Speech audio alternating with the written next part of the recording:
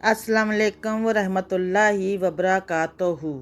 उम्मीद है आप लोग ईमान और सेहत की बेहतर हालत में होंगे।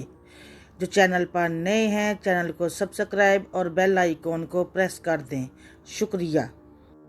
पुराने वक्तों में एक बुज़ुर्ग थे जिनको बहुत ही माना जाता था।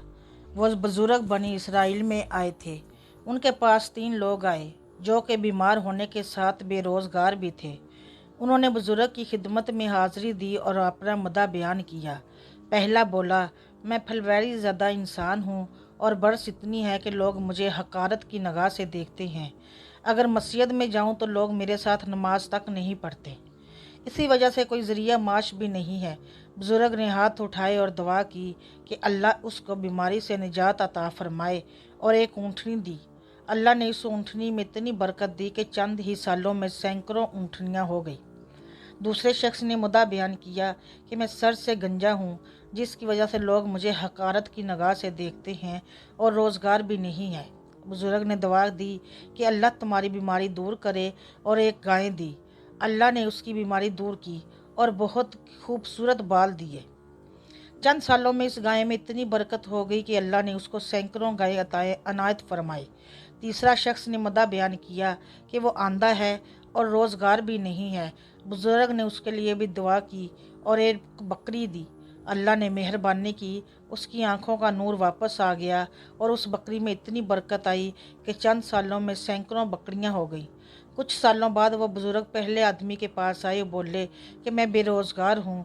अल्लाह ने तुम्हें बहुत माल व दौलत दी है और अल्लाह के दिए हुए में से कुछ दो।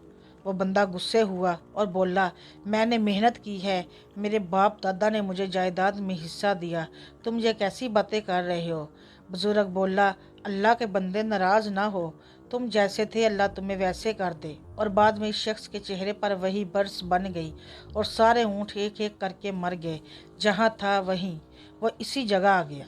बुज़ुर्ग दूसरे इंसान के पास गए और बोला कि अल्लाह के नाम पर कुछ दो, अल्लाह के दिए में से आपने देना है। वो बंदा भी लड़ पड़ा, तुम कौन होते हो मुझसे ये सब मांगने वाला, दफ़ा हो जाओ। बुज़ुर्ग बोले, नाराज़ ना हो और अल्लाह तुम्हें वैसा ही कर दे, और चल दिए। वो शख्स भी गंजा होना शुरू हो गया और उसकी एक एक करके गाय मरती गई। वो तीसरे बंदे के पास गए और अपना मुद्दा बयान किया कि मेरी मदद की जाए। तीसरा बंदा रोने लग पड़ा और बोला कि मैं गरीब और आंधा था, मुझे अल्लाह ने बाद में एक बुज़ुर्ग की दुआ से बहुत कुछ दिया। जो उस अल्लाह का माल है, आपने अल्लाह के नाम पर मांगा है, जो जितना आपका दिल करता है आप इन बकरियों से ले सकते हैं। बुज़ुर्ग बोले, अरे भाई, मैं अल्लाह का फरिश्ता हूँ और अल्लाह ने मुझे तुम लोगों का इम्तिहान लेने भेजा है। पहले 2 गुरूर और माल के तकब्बर की वजह से खसारा में रहे, तुम कामयाब हो गए।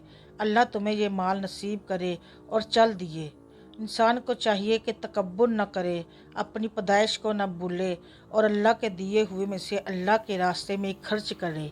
अल्लाह ताला हम सब का हामी व नासिर हो। आमीन सुम्मा आमीन या रब्बुल आलमीन।